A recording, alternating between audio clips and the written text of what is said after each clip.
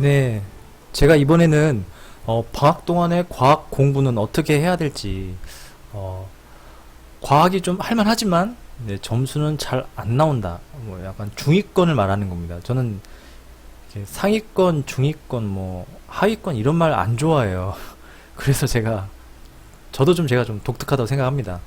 하지만 좀 그런 말 별로 안 좋아해서 이렇게 말을 좀 바꿔봤어요.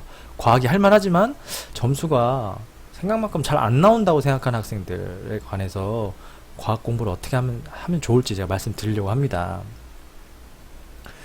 자, 좀 있으면 여름방학이죠? 근데 지금 제가 이 영상을 찍고 있는 지금 이 시간도 너무 더워요. 아, 여름이라 솔직히 저도 하기 싫은데 학생들은 얼마나 공부하기 힘들겠습니까? 그쵸? 예, 하지만 안 할 수는 없다는 거 저도 하잖아요. 예, 여러분들 위해서 하는 거니까 예, 학생 여러분들도 조금만 노력해 주시고 과학이 할만하지만 점수가 잘 안 나온다고 생각하는 학생들은 어떤 생각, 어떤 방식의 생각을 가지고 있는지 한번 몇 가지 알아보려고 합니다. 우선은 첫째, 어, 어느 정도 성적 잘 나오는 아이 학생들은 어느 정도 읽으면 이해가 좀 됩니다. 그러기 때문에 오히려 자세히 안 보는 경향이 있어요. 한번 곰곰이 생각해 보세요. 자기가 그런 성향인지. 어느 정도 읽으면 선생님 말 듣거나 수업을 들으면 끄덕여지죠. 어떤 인강을 듣던 끄덕여지니까 맞아, 난 이해했네. 그래서 사람들은 무의식적으로 자세히 안 보게 돼요. 이게 정말 트릭이에요, 트릭. 나도 모르게 이런 행동을 하고 있는 거니까 특히 학생분들은 이제 조금 점수가 애매하게 나온다. 좀 그게 나온다는 학생들은 알아도 다시 보고 시험 문제도 다시 풀어보는 이런 기초적인 거. 정말 뭐 점수 올리는 방법이 엄청나게 어려운 건 아닙니다. 하지만 좀 귀찮아요. 그러기 때문에 학생들이 그걸 포기하는 거죠. 그 귀찮은 방법을 포기하고 좀 더 쉬운 방법, 단순함기, 벼락치기, 네, 이런 식으로 가는 거죠. 네. 다시 쉬운 문제도 다시 풀어보는 방법이 필요하고요. 그 다음에 이제 어느 정도 이해는 되지만 이해가 되기 때문에 오히려 외우기 귀찮다고 하는 학생들이 있어요. 예를 들면 선생님 전 이해하는 건 좋은데요. 외우는 거 싫어요. 뭐 누구나 똑같죠. 그렇다고 안 외우고 시험을 본다. 안 외우고 공부를 한다. 이거는 뭐 축구 기술 배웠지만 축구로 예시를 들면 축구 기술을 배웠지만 나는 외우지 않는다. 네, 같은 거예요. 이해는 되고 필요는 하는 거 알겠지만 나는 외우지 않겠다. 그러면 써먹겠다는 얘기입니까? 안 써먹겠다는 얘기입니까? 그쵸? 마음가짐이 중요해요. 저는 항상 이렇게 아이들한테 얘기를 할 때 이 스포츠나 음식에 비유를 많이 하는데 스포츠 음식 웬만큼 다 겪어봤기 때문에 조금 공감을 잘 하는 편이더라고요. 아까 축구도 예를 들었지만 공감 많이 가실 겁니다. 특히 남학생들죠. 여학생들은 잘 안 오겠지만 운동 별로 안 좋아하니까. 자, 우선 아무튼 쉬운 공법은 없습니다. 누구나 똑같은 마음이기 때문에 이해는 된다고 이해는 돼서 외우진 않겠다 이런 마음을 버려야 된다는 거. 별거 아닙니다. 공부 작은 마음가짐 하나가 큰 화를 불러일으킬 수가 있어요. 정말 반대로 좋은 작은 마음가짐 하나만 가지고 있어도 정말 티끌모아 태산을 만들 수 있어요. 자, 그 다음에 자, 이거는 제가 많이 느끼는 거죠. 어른 입장에서 제일 많이 느끼는 겁니다. 선생님이나 학부모 입장에서 과학보다는 국영수를 더 많이 보죠. 그쵸? 당연하죠. 그렇다고 제가 과학을 더 많이 보러 하겠습니까? 하면 좋죠. 이게 시간 대비 성적이 잘 나오는 건 어쩔 수 없어요. 국영수가 기타 과목에 비해서 잘 나온다. 즉 시간 투자를 많이 했다. 그거예요. 기본적으로. 그럼 과학도 국영수 공부하듯이 매일 하고 뭐 자주 보고 그럼 되겠지만 시간이 없죠. 그래서 여러분들은 어떻게 하면 과학을 더 점수를 올릴 것인가? 공부 계획을 짜서 시간을 억지로 만들어줘야 된다는 거예요. 나는 국영수 공부하다가 시간 남으면 과학 해야지. 안 남으면 어쩔 수 없고 내일 해야지.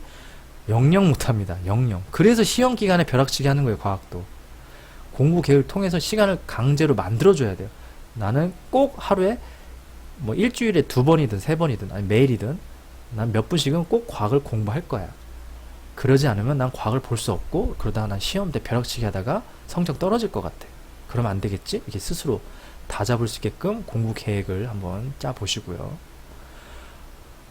과학이 어려워서 그냥 해온다. 아까랑 반대죠. 아까는 이해가 돼서 안 해오지만 이해 안 되는 학생도 많아요. 이해가 안 되기 때문에 그냥 외워버려요. 그죠? 그러면 몇 문제도 맞추겠지. 그래서 점수만 우연히 그렇게 해서 점수 잘 나오면 끝인가요? 앞으로 그렇게 공부하면 계속 가능할까요? 그 점수를 계속 유지할 수 있을까요? 그냥 외우면 그냥 잊어버립니다. 나중에 진짜 고생합니다. 무슨 고생인지 아시죠? 네, 왕창 고생하니까 그냥 외우지 말고 지금 편하다고 그냥 외우지 마시고 조금이라도 이해 위주로 해야 됩니다. 예를 들어 지나가다가 자동차 사고 지나가다가 저기 중국집 전화번호가 딱 보였어요.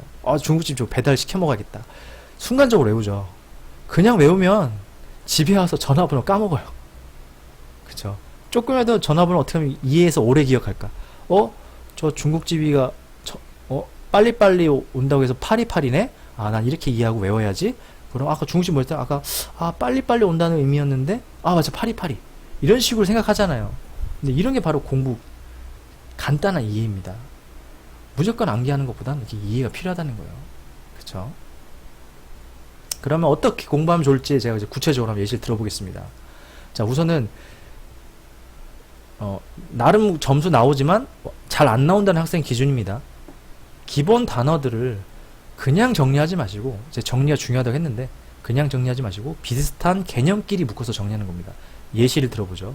이 중학교 2학년 이제 기권에 대한 이제 문제인데, 내용인데 책에 이렇게 나옵니다. 대륙권은 뭐 어떻고, 성층권은 어떻고, 중간권은 뭐 대륙 있지만 기상현상 없고, 열권은 어떻고 이렇게 나오는데 이걸 보고 대부분 정리 안 하지만 성적을 늘리고 싶다면 정리를 해야 되는데 어떻게 정리하면 좋을까? 제가 한번 정리를 해봤습니다. 자, 제가 이제 필기한다 치고 하는 겁니다. 자, 대륙권, 대류현상과 기상현상. 전 기상현상 잘 몰라서 쉽게 썼고요. 그쵸? 이렇게 정리를 해놨고요. 그 다음에 성층권. 전 성층권은 잘 헷갈려가지고 한자 뜻을 찾아봤죠. 그랬더니 이룰성, 층층자죠. 층을 이루는 권. 무슨 층을 이루냐? 오존층을 이룹니다. 그쵸? 그래서 여기 보면 오존층이 있음. 그냥 오존층 존재 갭 썼지만 오존층이 무슨 일 하는가 제가 추가로 적어 놓은 거예요. 옆에다 가로로. 그쵸? 이게 정리입니다. 그죠? 자기만 볼 수 있잖아. 자기만 보기 좋게. 그 다음에 중간권이죠. 대류현상이 있지만 기상현상이 없다고 나와요. 근데 기상현상이 날씨 변화를 아까 이게 제가 찾았으니까 이해는 되겠는데 기상현상이 왜 없는지는 모르는 거예요. 왜 없을까라고 적어놓고 어떻게든 찾던가 선생님한테 묻던가 해서 이해를 하려고 해야지. 없구나. 외워야지. 이러면 나중에 까먹어요. 한 달 지나면 또 까먹어서 시험 때 또 보고 보면 또 까먹고 그럼 시험 전날 또 봐야 되고. 최대한 왜라는 질문을 많이 해야 됩니다. 스스로. 그 다음에 열권. 전 열권은 이 층 중에 가장 바깥쪽이에요. 그래서 최고 위쪽. 저 나름대로 외우기 위해서 이렇게 쉽게 표시를 해놨고요. 밤낮 교차급, 오로라 발생 이렇게 써놨죠. 자, 그 다음에 이게 써놓은 것 중에서 기본 단어들 비슷한 개념끼리 하면 제가 묶어 다시 정리를 하는 겁니다. 무슨 뜻이냐. 보면은 4개 중에서 대륙권과 중간권 보이죠? 의미가 좀 비슷합니다. 보시면. 그래서 저기 적어놨어요. 밑에 빨간 글씨로 대륙권과 중간권은 대류현상이 둘 다 발생하지만 중간권은 기상현상이 없다. 이 말은 대륙권은 기상현상이 있다. 이렇게 저는 이해를 하는 거기 때문에 짧게 이렇게 줄인 거예요. 그 다음에 성층권과 열권의 공통점을 이제 책에 찾으면 나옵니다. 책에 찾아봤더니 둘 다 올라갈수록 온도가 올라가고입니다. 네, 죄송해요. 온도가 올라가고 나머지 두 권, 대륙권과 중간권은 온도가 내려간다. 그래서 이게 비슷한 것끼리 묶어서 정리해 놓으면 나중에 더 이해도 쉽고 암기도 쉽고 하나 외울 거 2개 외워지고 그러는 겁니다. 자, 하지만 지금 정리하다가 제가 여기 왜 없을까 써놨죠. 찾아봐야 됩니다. 기상현상이 왜 없을까? 그래서 찾아보는 게 좋고요. 자, 이번에는 자, 문제집 푸는 방법입니다. 이제 문제집 푸는 방법.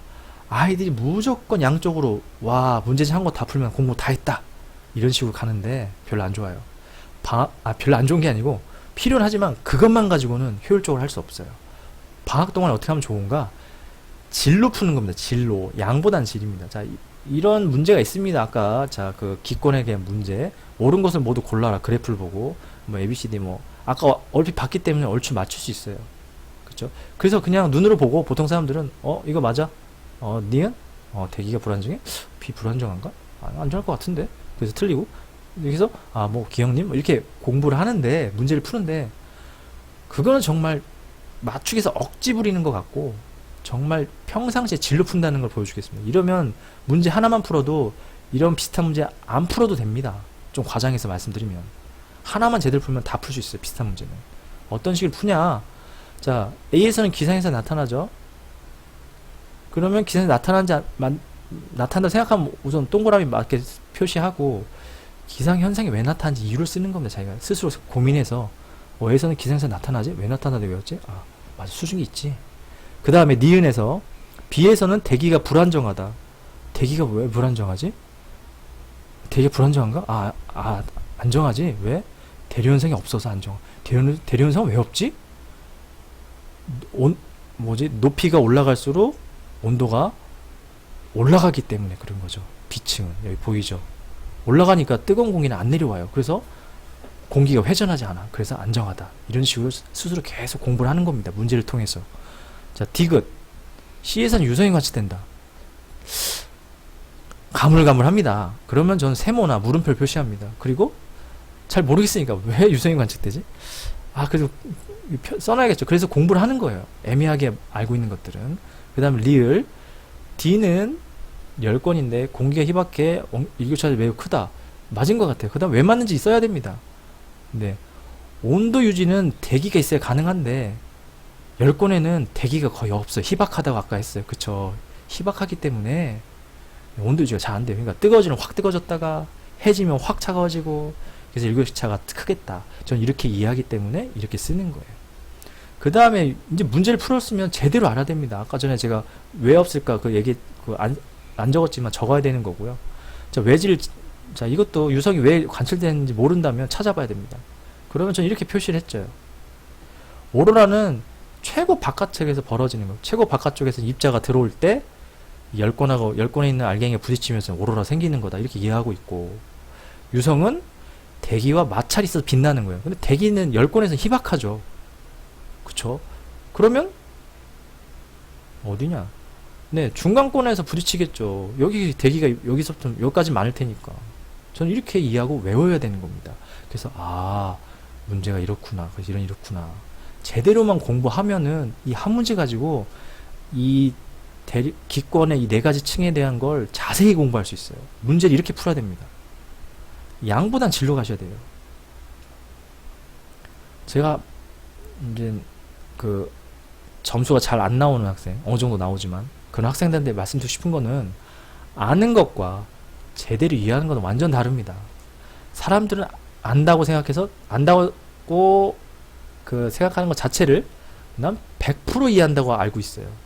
완전히 다른 거예요. 아는 문제도 다르게 생각해보고 아까처럼 꼼꼼히 적어보고 좀 더 고민도 해보고 이래야지만 오래 기억할 수 있고 헷갈리지 않고 딱딱 정리가 될 수 있는 지름길이지 그냥 문제 풀어서 맞으면 맞았네, 틀리면 틀렸네, 아니 다음에 풀어야지, 이런 식으로 가는 거는 어떻게 보면 좀 문제가 가깝지 않나 그런 생각도 들고요.